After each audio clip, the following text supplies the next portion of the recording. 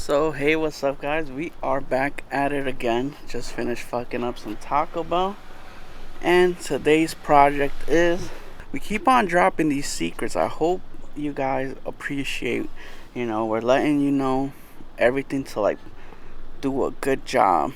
And the number one thing you gotta know is, if you go cheap, if you go lazy, you're gonna regret it.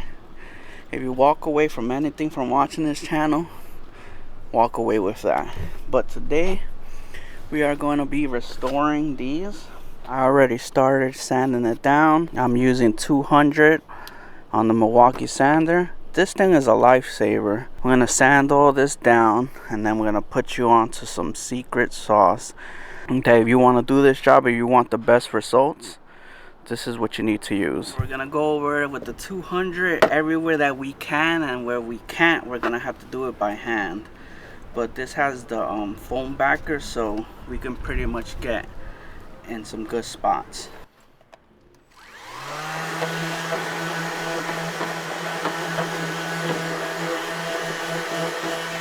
So right now that we got it pretty much sanded down, I'm gonna wipe it off. This is 100% alcohol that my brother uses to clean pipes at work. So we're gonna go over everything, wipe everything down.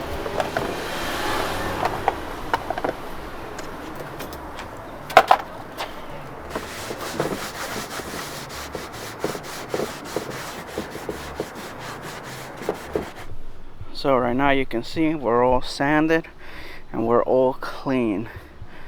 Right here at this stage, what could really get you is laziness and cheapness. Laziness because you could be like, oh, it looks clean enough, and you miss a spot. And cheapness because you could be like, I'm using too much material. So the key to making a run out of this, and what people don't understand, is that you're painting plastic. What happens when you go to a body shop and they paint your bumper and it starts peeling after sometimes a couple of days? It's because they didn't properly prep it. They didn't properly get it ready for the paint. And what makes that possible? This stuff right here, Bulldog adhesive promoter. And they're like that, like I said, with the spray paint, with the solution finish, there's cheaper options, but this is the best. This is the standard. So what this does is that it makes the surface ready for paint. So that means that your paint is not gonna fall off if the panel bends. So right now the panel's prepped. We're gonna hit it with a adhesive promoter, and then we're gonna start painting it, and hopefully we get the results we're looking for. We're gonna shake it up. We're gonna do a light coat and let it set for 5 minutes, and then we're ready to paint. So nothing more to it than to do it.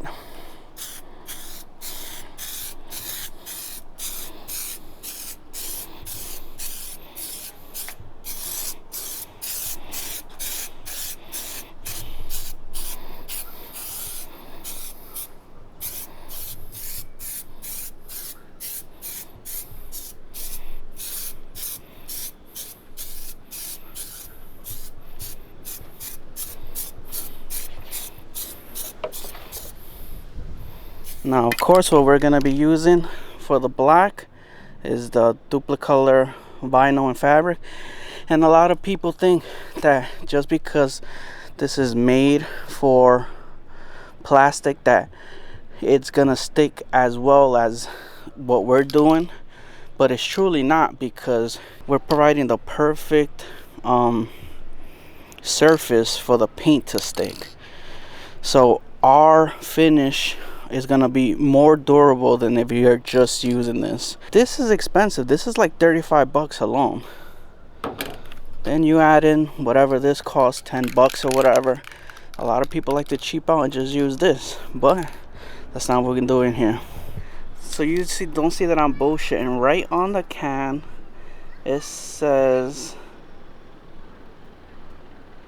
on step 3, apply 2 light coats of duplicolor adhesive promoter over the plastic surface for maximum adhesion protection.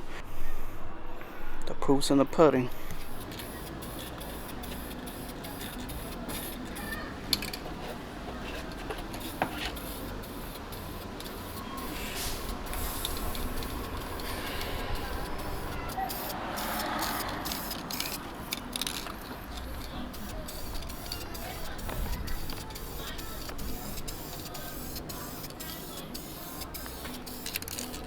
This is our first coat.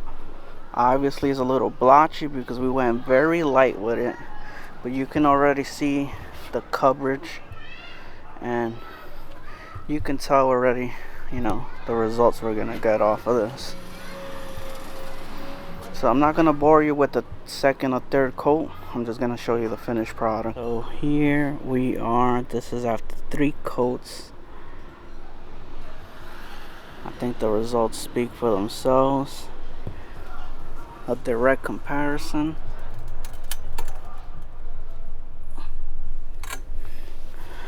My brother previously did this one just with the vinyl paint, and you see it faded, scratched. That's because it didn't stick correctly. But now it has a brand new looking panel.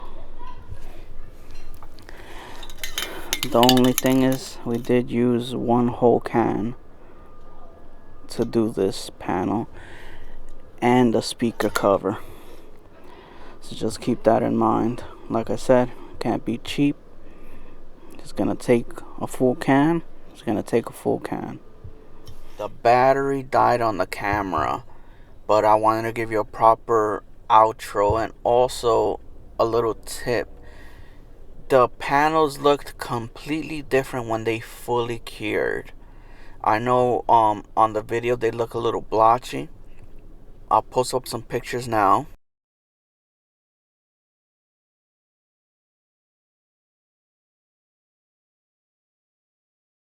And the panels, I gotta say, this has gotta be like one of the best projects that I've done. To me, the panels look amazing. You know how hard all this EG stuff is to do, is to get, is to buy. People asking ridiculous prices for these things. So I was happy to restore these for my brother.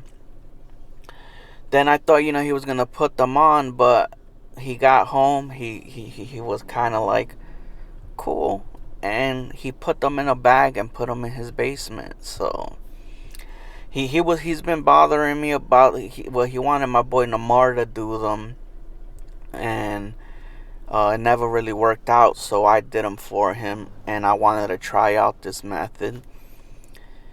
But I thought he was gonna put them on, so I don't know if all that work was for nothing. You know, once they go in the basement, they get scratched. But it is what it is. I did my part, and like I said, I'll post up the pictures. And even with the SEM trim black on the other video that I posted, once it like properly cures, like if you give it a full day, it looks completely different. Was it perfect? No, but it was like around 85% there. And I'll post a picture of the car with the restored trim here.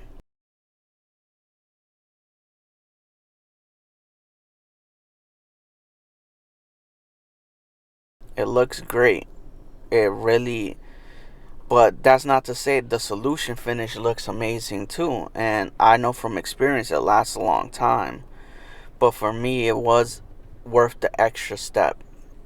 So just a little tip: if you're painting something, if you're treating something, let it cure 100% before you make your final conclusion on the product. So leave your comments, like, subscribe, and I'll see you on the next one.